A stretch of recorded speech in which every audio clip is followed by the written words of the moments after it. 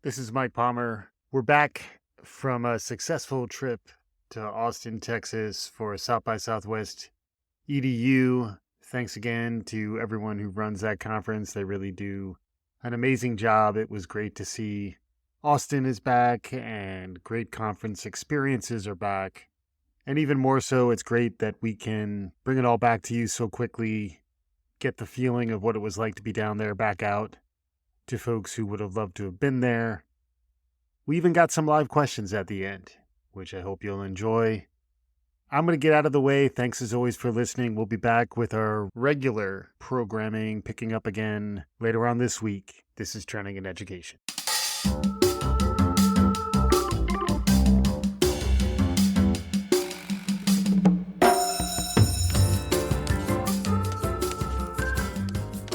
My name is Mike Palmer. I am the host of Trending in Education, which is the podcast we'll be recording for today. I have been doing that podcast since 2016, over 500 episodes. We release 1 or 2 episodes a week. So if you haven't subscribed, trendingined.com, trendingineducation.com, you can find us anywhere you find podcasts. And we're intentionally diverse. We try to not just talk higher ed, not just talk future of work. We've been talking a lot about AI. We'll talk about some ChatGPT as part of this conversation. But the idea is that education can become a little too siloed. And one of the reasons I love this conference is that it's very much not. It is actually an opportunity to learn from folks who may be outside of your lane while also getting those deeper connections to the people who are really focused on what you're focused on. I used to work at Kaplan Test Prep, did that for about 20 years. And then I've been doing my own thing since 2019 as a consultant. If you're interested in podcasting or getting any of your media presence together, hit me up and I'd love to talk to you. The other note is that there is a microphone here. If folks want to ask questions, we would love to hear from you. I will do my best to even interrupt the panelists if I see someone has the gumption to come up and ask a question. There'll be a formal point at the end when you can do that. But if the spirit moves you, we say such amazing stuff. You want to come up here? We'd love to hear from you. And we're going to try to run this a little bit like an improv session. So lots of yes ands. And with that, I think folks are filing in and out, but they're making decisions, which is good. You know, it's important to be cohesive. One other quick note. My wife is on the panel, Robin Naughton. My better half is on the other end of the stage. And my son and his grandma are also here. Right over there. Matthew is waving, but he's slightly shy because this is kind of overwhelming, but he's doing amazing so far. All right. That's the amenities they are dispensed with. Now it's time to dig in. I will be introducing my fellow panelists, beginning with Tolonda, then Elliot, and then Robin, and then we'll get into our March Madness brackets, because that's the other thing. We have 16 trends. Each of us identified 4. Those are going to become our brackets. People can vote on those brackets this month and we'll determine a winner. Been doing that since 2017 with some interruptions due to the pandemic, and it's fun. We don't get too crazy about it, but it is a fun way to kind of get the conversation moving. So with that in mind, Tolonda, welcome to the podcast stage. How are you doing? And could you share with the audience who you are and how you got here? Absolutely. Good morning. It is so nice to be in a live event. I appreciate the energy from the audience. I'm the co-founder and chief strategy and culture officer at Eskalera. We are an employee empowerment software company that does inclusion, education, and people analytics. And we use that to really scale learning and at an enterprise level. So most of our clients are in that enterprise space, large multinational corporations and so forth that are trying to really customize the learning to a global audience. That's me in a nutshell. I've got about 23 years of experience in the space of DEI, L&D, and culture change in organizations, kind of organizational development. Awesome. Well, that's a tough act to follow, but I'm going to do my best. I'm sure I'm going to learn a lot from everything you have to say. I'm Elliot Felix. I'm the founder of Bright Spot Strategy, and I'm the author of How to Get the Most Out of College. Brightspot is a higher ed strategy firm where we use design thinking to create more engaging and equitable experiences for students by helping colleges and universities improve their facilities, their student services, their technology. And after doing that with more than 100 colleges and helping 1 million students, which I feel pretty lucky to have done, I realized I'd learned quite a bit about the college experience, and I'd seen firsthand how students might not feel a sense of belonging. They might not get the support they need. They might not see that connection between their classes and their career. So I wrote How to Get the Most Out of College to kind of work the problem from both ends and help students and families and educators make the most of the college experience. Because if there's one thing I've learned, it's that colleges offer amazing things, but students don't always know about them. They don't always take full advantage of them. They don't always feel like it's for them. And whatever I can do to help students find their people, find their place, find their purpose, that's a good day at work. And just real quick, you're not just an author, you're also a podcaster. Yes. The book is short nuggets to help students design their experience, but there's only so much you can fit on one page. So each episode, we dig into a tip. So it's like 15, 20 minutes on how to find a mentor, how to get an internship, how to do a grade class project, what dorm or residence hall to live in. Each time we talk to a student or an expert, basically people that know more than me so that we can all learn together. Yeah, and it's really great to hear student voices, which you can't really read in a book. But if you did want to read the book, it's available in the bookstore as well. Thank you. Yes, it is. And then Robin, please bring us home. Hi, everyone. Great to be here today. My name is Robin Naughton. I am Assistant Professor, Web and Digital Services Librarian at Queens College. And my focus is on user research. So I do a lot of work dealing with the library's website and going out and conducting research on our users and how best to design and develop interactive systems for them. A lot of my focus is on what do our users need? Who are our users? What do they do? How can we better design systems that really respond to those needs? As a librarian, there's a lot of those questions we try to answer on a day-to-day basis. So looking forward to talking. Yeah, and in addition to being a wonderful mom to Matthew, you've also had experience in enterprise. You've worked in a bunch of different roles, so you can represent for higher ed, but we're trying to, hopefully there's a nice cross section here. That's one of the things I really love about this conference is that ideally you get exposed to things that you might not have otherwise if you were going to a higher ed or a K-12 conference or future of work, future of learning. We will be launching these brackets. That's our 16 trends. We'll be talking to them a little bit over the course of the day. Is a little bit of a teaser. We'll be doing this throughout the month of March. There's also an episode dropping today. Basically, I had ChatGPT run a simulation of our tournament. So there's what ChatGPT said. That goes out on today's episode. And then throughout the month, #TeamHuman will correct ChatGPT, which hopefully you've all had some experience correcting the bots. Don't let them push you around. All right. So these are the brackets. We'll come back to a bit. Just real quick, history of what I've been doing and what I've been doing here at South by Southwest EDU. We started Trending in Ed back in the fall of 2016 at Kaplan, really to kind of change the brand's perception, not being as transactional, actually being engaged in the community, looking at what's emerging that's worth paying attention to. Loved it so much, I eventually decided to leave Kaplan and really do this full time. We did our first March Madness back in 2017. Interestingly enough, that one, there weren't a lot of people voting, so there were a lot of ties. And it wound up that there was a tie between the importance of teachers and artificial intelligence, which is interesting. If you think that that was back in 2017, it's still kind of true. We continued to run the thing. The next year after Parkland happened, one of the trends prior to Parkland was something we call kid solving, basically saying kids are the future, they can lead, very much like my son is a future CEO of Palmer Media. You know, we identified that as a trend, and then Parkland happened. And sadly, you know, that really was a place where we did see the rising generation really taking a lead. So that's something we continue to look at. Then our first time we came to South by Southwest EDU was back in 2019. That year, Interactive Everything won. That year, we were in the expo hall on the stage, which was kind of cool. And then in 2020, I was supposed to fly down with Robin and Matthew, who was 1 year old. We were flying out on Saturday morning. And that Friday night, the mayor of Austin canceled South by Southwest. So we were still going to fly down with our 1 year old because who knew then what we know now? Anyway, fast forward over the last few years, we've been cranking out podcasts, launching other shows like Elliot's. If you're interested in what I'm doing, it's Palmer Media. Find me. I can hopefully help you navigate some of this stuff. And that takes us to where we are today, where the brackets are launching.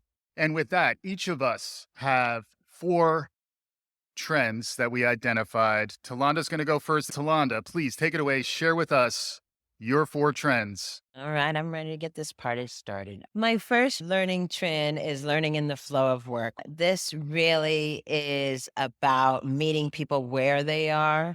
Right now, we have employees that are client facing, employees that are remote, employees that are on distributed teams. They all need different types of learning. Leverage the intimacy that people have with their digital devices. By a show of hands, who checks their cell phone before they go to bed? Who checks it the first thing in the morning? Yes, probably before you talk to your significant other. One of the things that we've found is that people are often more candid in that space. And I think one of the extra parts of learning in the flow of work is that it has really integrated the flow of learning. And speaking of flow, what are your other trends? One of the big things that's happening in my space is really, consumer grade learning experience. People are expecting things to look like they operate in every day. They want it to have a Netflix interface and it's interactive and, TikTok elements and videos and all of these things. Using AI to also get recommendations. Hey, you did really well on this. The next step is this, so that they can learn. And one of the things that I think is important in this consumer grade is that it's content agnostic. I write curriculum myself also, but I do podcasts, you do TED Talks, you can bring in articles to it. Bringing in that novelty of different ways to learn a different topic really increases people's engagement with it and speaks to their differentiated learning styles. Everyone in this room, we're all competing with TikTok. We're all That's competing right. with the next new thing. My next one is nudging for inclusion. So using nudging technology that uses kind of cognitive science principles, that nudging technology really helps connect people's intentions and what they say they want to learn with actual action. And this becomes critical because there is a huge gap in that. When learning just stays at the awareness piece and doesn't move into the actions and the behaviors that people do, this allows us to give those actions and behaviors. My last trend is, human skills, human skills, Yeah. COVID and everything else set us back a few generations, and people have stopped understanding how to learn with people, how to even work with people, how to be in the same room with people. So, and these critical, durable skills, have come to the forefront as even more important than people's technical skills or hard skills. The current technical skills and hard skills that are in most demand now weren't even around 5 years ago. And so these durable learning skills are creating your self-awareness, social awareness, power dynamics, learning how to be resilient, learning how to manage conflict and de-escalate things. And those things, no matter what your job is, the research shows that 58% of your job is just dealing with people.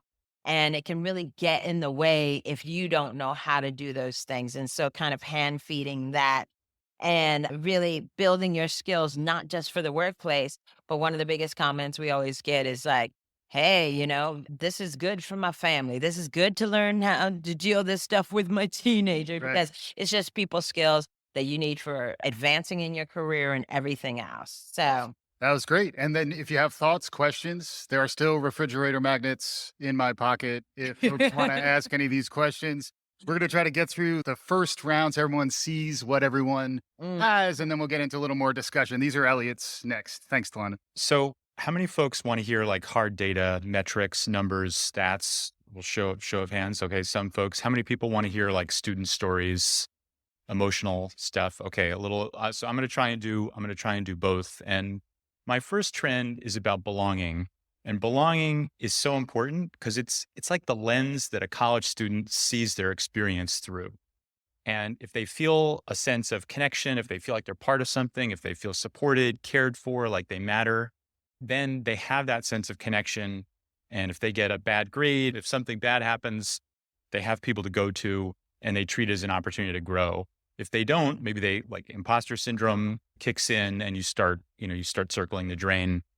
Over the last 20 years, I probably interviewed about 2,000 students. And one student that I interviewed for my book, I'm going to call him Eric, he found belonging as a transfer student. He was a student veteran. He was a transfer student. He knew, okay, coming into a new institution, how am I going to find my people? And he camped out at a student lounge for students of color studying STEM. And, modest space, kitchenette, fridge, seminar room, student lounge. And that's where he bumped into people, went to workshops, eventually started running workshops. And it turns out that these affinity group spaces where you can both find your people, feel secure, feel safe, be with people who you share something with, lived experience, race, religion, politics, that's what allows you to then go and reach out and spend time with people who are different from you and enrich your college experience. Unfortunately, in our survey, National Student Experience Survey we do every year, affinity group spaces are the second lowest satisfaction. Only 44% of students are satisfied with them. The good news is in another survey we did with 100 colleges, 48% are planning on improving them. So that's good. So thinking about spaces for specific identity and affinity groups is really one way to create belonging. The second thing I want to talk about is Zoom IRL. I don't know if you had this experience, but when my wife and I first had people into our house as COVID was waning, it was incredibly awkward. I mean, I didn't know what to say. I didn't know where to stand, how far away. I was totally out of practice, and it felt like being back at a middle school dance. It was ridiculous. And so that's what's happening to students as they re-enter the classroom or they enter for the first time. And if you think about the National College Health Assessment says that 36% of students have an anxiety diagnosis. So if you think about a student who has never done this before, who's going into a 500-person lecture hall for the first time, like that's a lot. And there's been a lot of reporting recently on how students are bringing like Zoom habits to real life. They're multitasking in the lecture hall. They're disengaged. It's that same skill gap that Tolonda was talking about. In the same way that Zoom habits are coming in real life, the third thing I want to talk about is how online and on campus are converging. It's sort of interesting because for a long time, we thought about online learning and on campus learning as separate. And in fact, sometimes the faculty is separate. There's a separate tech stack. There's separate staff, oh, that's continuing ed. Oh, that's online learning. That's different. That's a whole different set of instructional designers than the people who are doing on-campus program. But those are actually converging. And 2/3 of students who are fully online enroll within 50 miles of home. 2/3 of students who are fully online go to campus at least once in their degree program. And Robin's going to talk about hybrid learning, and that's clearly a convergence. But one of the things that I think is interesting is the parts of the physical campus that we took away for online learning are slowly getting added back in a curious kind of way, because online learning first started off focused on the digital classroom, but we know that the college experience is so much more than that. And in fact, one of the things we survey students on, this is maybe my favorite question, is we ask them how they would allocate their tuition. And they would only put 40% toward classes. So they recognize that there's this holistic experience. And it's interesting to see the physical get added back into the digital. So for instance, online programs are creating storefront microcampuses to deliver student services. Like University of Washington has one, University of Phoenix has several, where you drop in and meet with a career counselor if you're, again, like 2/3 of the people within 50 miles. Or early on, WeWork and 2U partnered so that people that were enrolled in 2U programs could actually go and meet up at a WeWork. Or for a while during the pandemic, there was a startup called the U Experience that was actually it's kind of taking over a floor of a hotel to create a communal experience for online students in a dorm-like atmosphere. The last thing I want to talk about is ROI, because the question of value is on everyone's mind. And I think part of that is what's happening just in terms of the social contract, education, upward mobility. I think Raj Chetty has done amazing work with this and found that a generation or two ago, we all had a 80% chance of having a better standard of living than our parents. And now that's down to a 50-50 shot. And so, Andrew Yang during his presidential bid had this wonderful quote, which was, education is in the last 30 years has gotten 3 times more expensive, but it's not 3 times as good. And so I think it's natural for everyone to think about value, especially because after the Great Recession, the burden of the cost of education shifted from the state to the student. And so now it's only natural that everyone's thinking about the cost. But the great thing is there are awesome tools out there. And one of them that not enough people know about and even fewer people use is the college scorecard from the Department of Ed that was in an Obama era. How many people have heard of the college scorecard? Also a few folks. Well, now it's got like 10 years of longitudinal data broken down by major. So you can actually look at what am I going to make if I major in this, likely.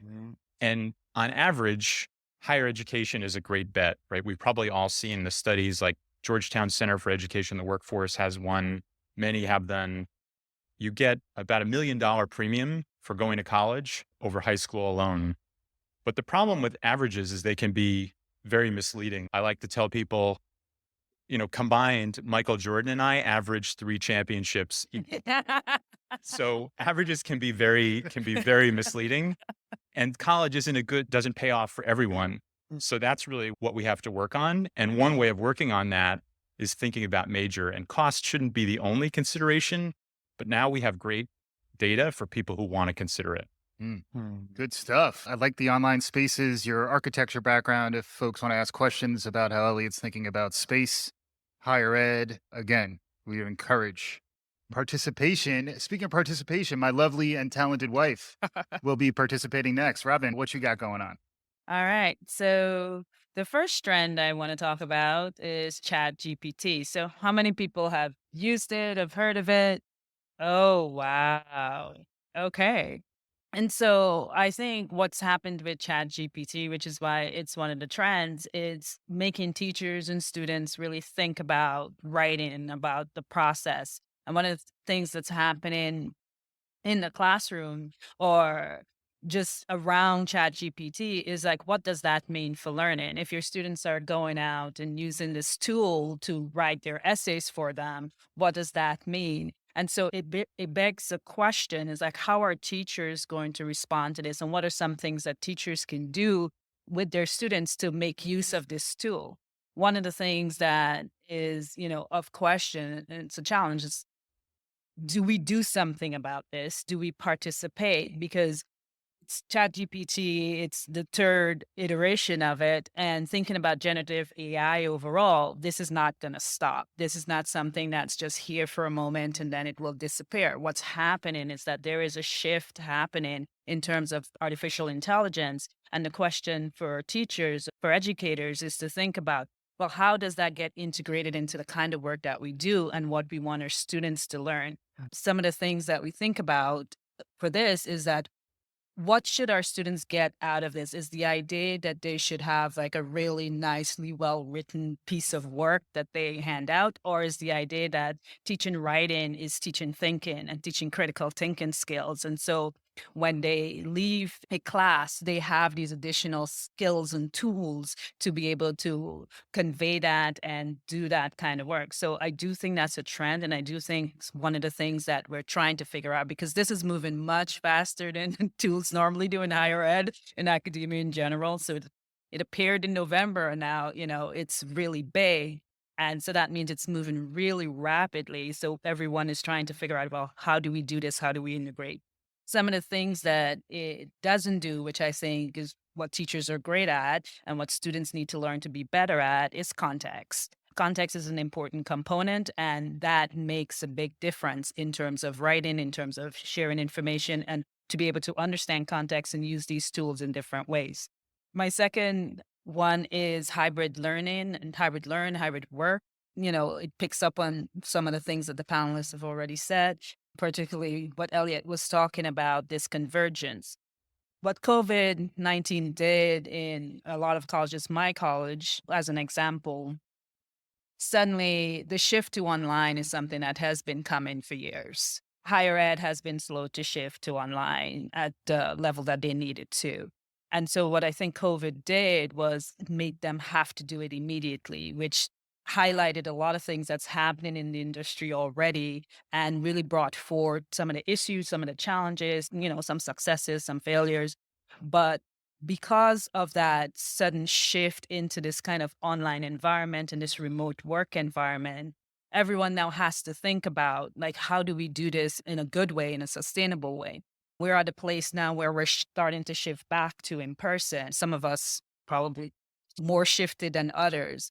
But in that shift back to in person, what you're discovering is that students have learned that some things work well online as opposed to in person, and some things work well in person as well. So they're not refusing it.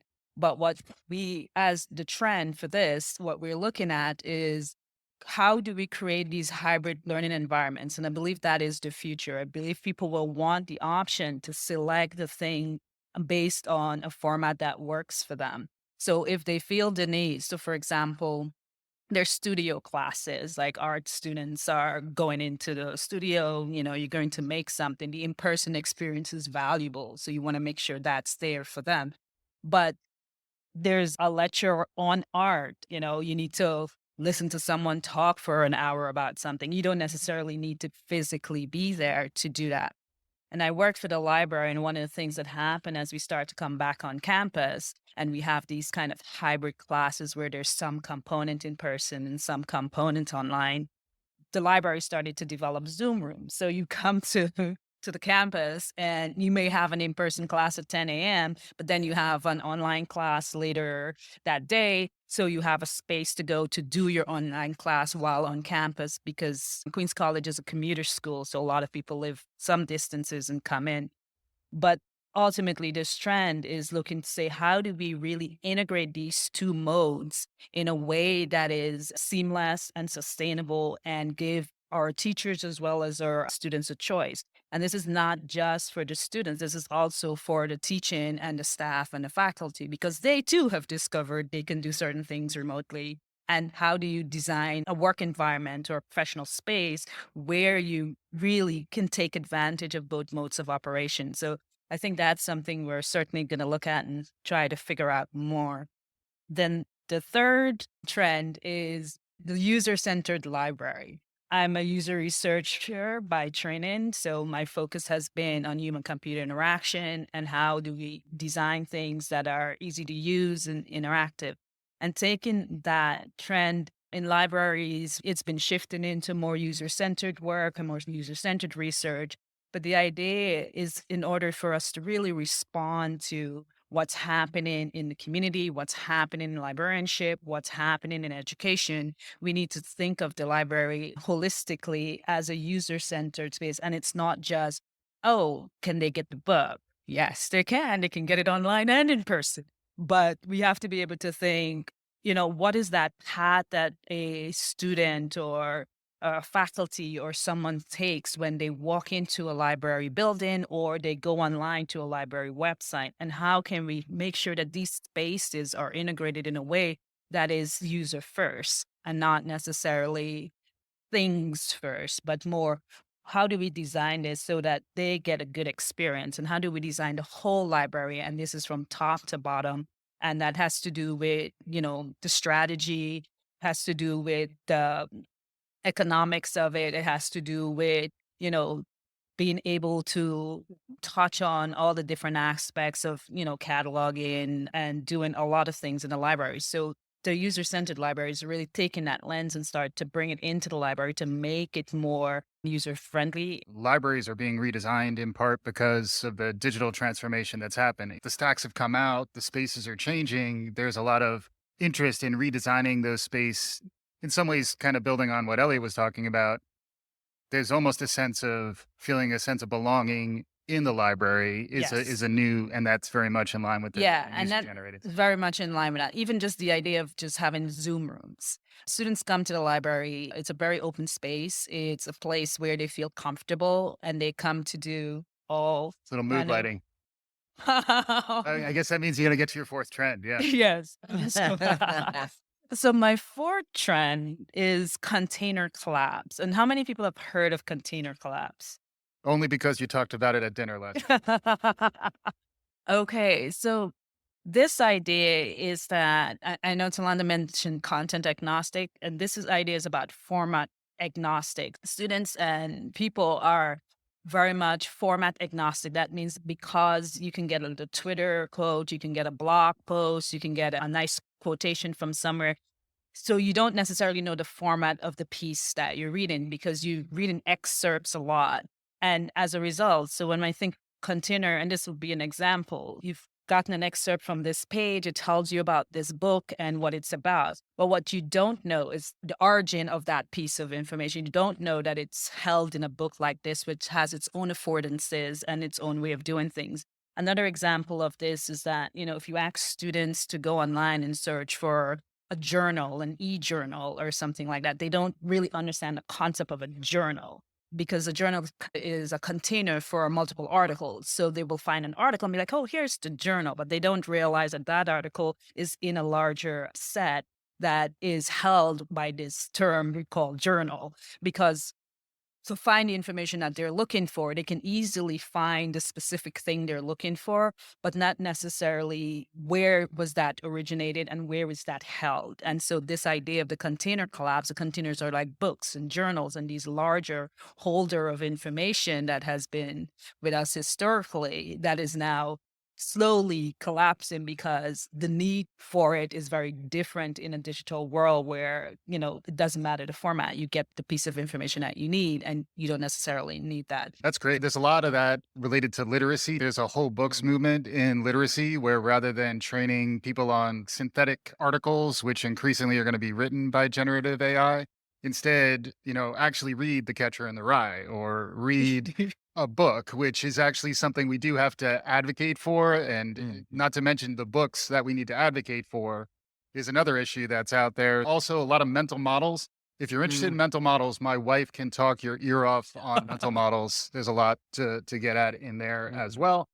And now my picks, I'll try to move fast because we want to hear from you. And I'd love to get I'm a podcaster, so it's all about dialogue. But the first trend I have is Gen AI. And I was doing that really thinking about Matthew, my son, right over there, where in addition to Gen AI being generative AI, there's also a generation that is growing up around AI. And if we're not thinking about how do we design for an amazing 4-year-old, we're going to be way behind in 5-10 years because this stuff is accelerating into the future. The second is what I'm calling polarized learning zones. Sadly, an example of that is my alma mater, which is New College of Florida, which is currently really under attack by the DeSantis administration. It's a progressive college that he replaced the board of trustees, basically added 6 new board of trustees. A lot of culture warriors came.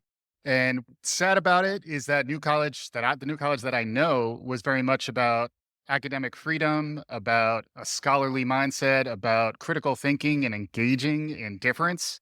And, it's now on the front lines.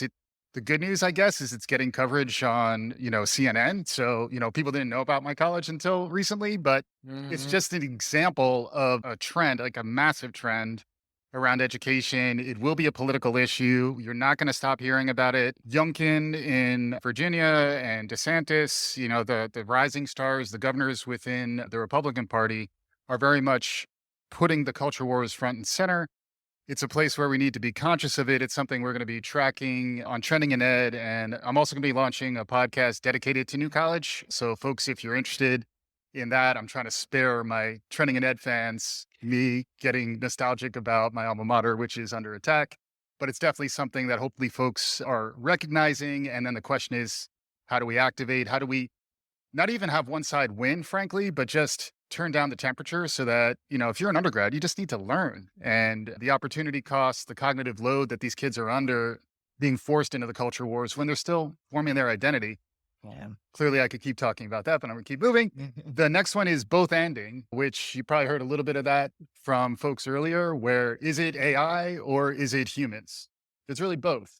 Is it online learning spaces or is it on campus? It's actually both. One of the human skills that we're going to need to develop, and I think we'll still be ahead of the robot overlords, at least for a little while, is our ability to entertain complexity and understand that more than one thing may be going on at the same time.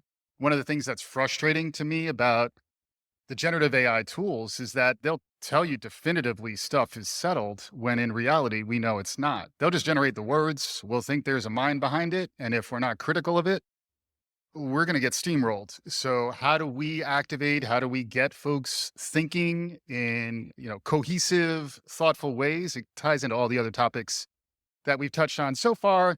And then the last one is parent power. I'm an old dad. For a long time, I talked about breeders as others.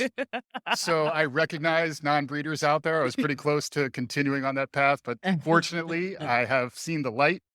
But if you think about it, many times we're asked the same thing, both ends. Like, you're not just a teacher. You're not just an entrepreneur. You're not just a DEI expert. You're a parent, or at least a child, your parent somewhere. And it's like, we all wear all those hats. And then getting back to the politicization of education, a lot of it is coming from how parents were activated during the pandemic and really haven't gone away, frankly. And again, next year is an election year. Education is going to be a big topic, and the role of parents and the way in which we can engage parents is really important. And again, I try to be nonpartisan on my show, but I do get frustrated when I feel like partisan people are claiming parents as theirs. And that's where I think parent voice, in addition to student voice, is one that we're going to need to continue to recognize.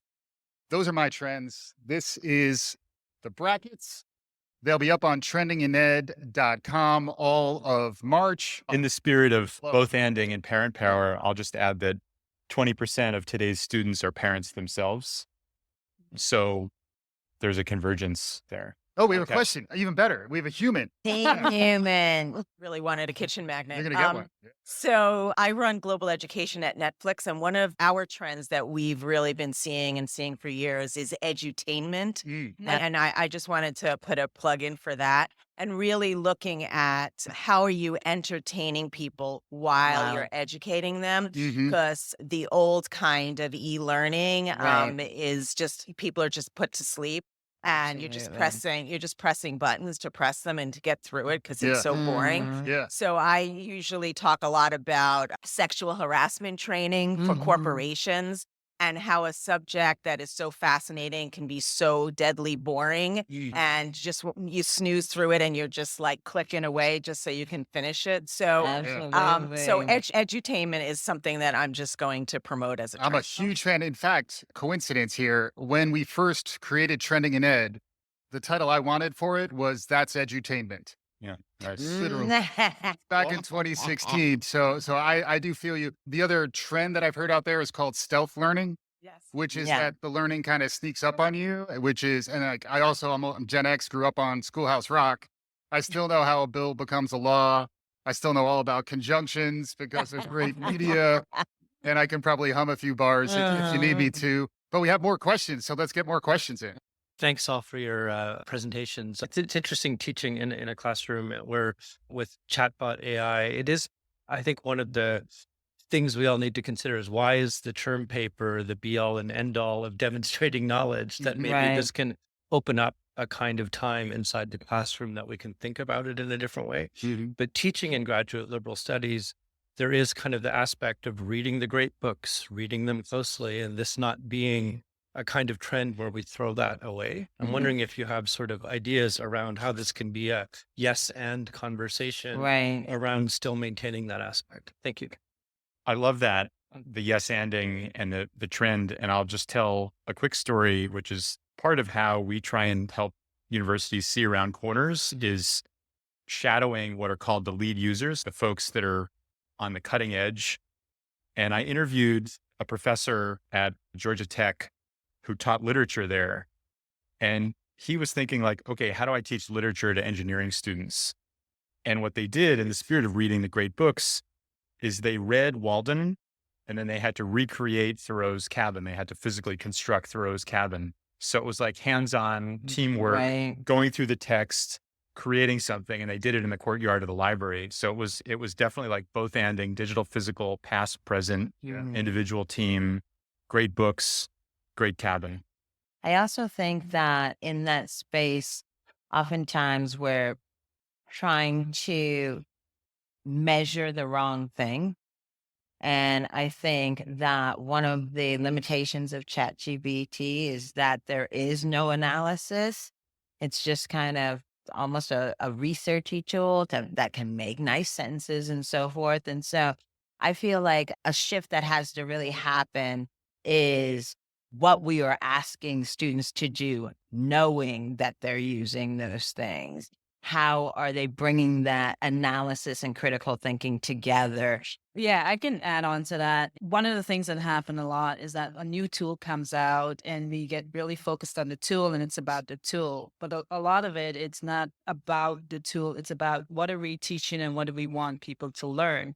And so learning how to use that tool is also valuable teaching. Right. Because learning that this tool does not do X, but it does Y. And Mhm. how can I integrate that? So the real teaching is like, there are going to be many tools. So it's not just this one tool, but what if you teach them how to integrate that tool with their thinking, then when another tool comes up, they have the critical thinking skills to make use of it and analyze how that is being used. And I think Right. that's the thing we have to do. It's not just about the tool. It's about No. Yeah. what And we can this provide and what can you provide? Right. And we're close to time. We have one last question. Also, I have a couple of quick things. One is the difference between formative and summative assessments, where basically if they just want the finished essay, that's not where the learning happens. The learning happens when you're actually shaping it up, and then the second one is more about the future of work. If we're trying to model for Gen AI, how are you going to ultimately be employed in the future?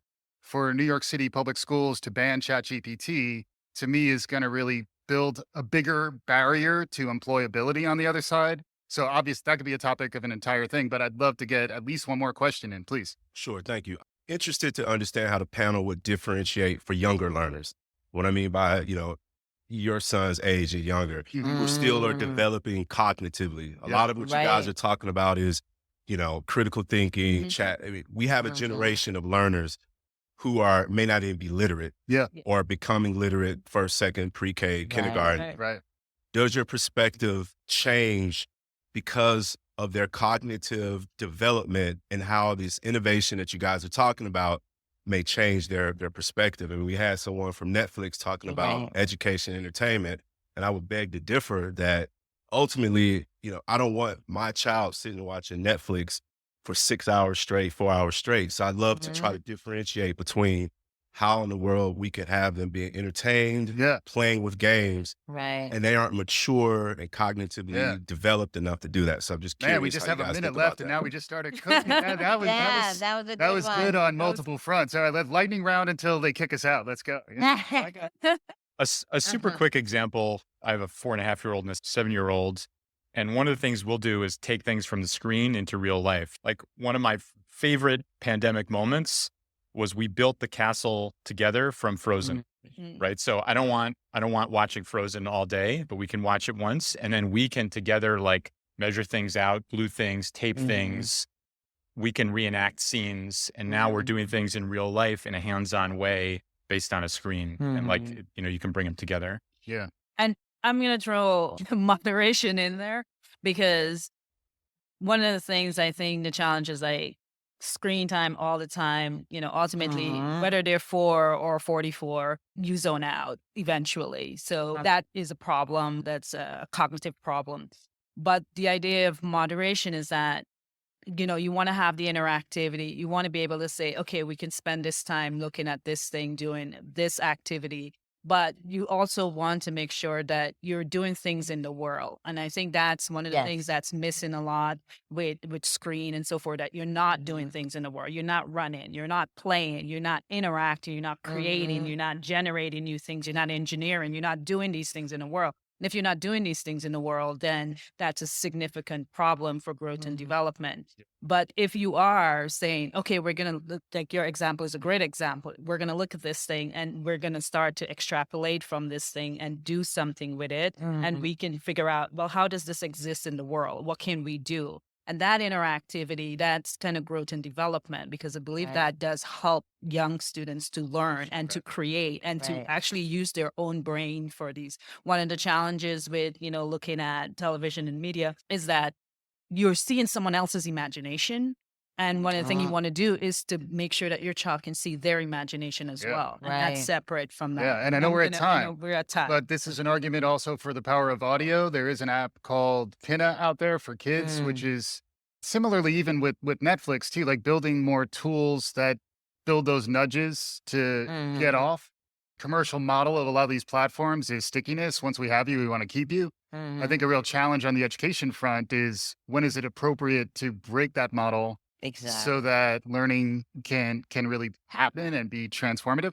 I actually do feel like we need to give people more opportunities to engage in these topics, but sadly, we are at time. You can still hear about it on Trending in Education once or twice a week. Been going 500 episodes strong. I have refrigerator magnets for the participants. Thanks everyone for joining.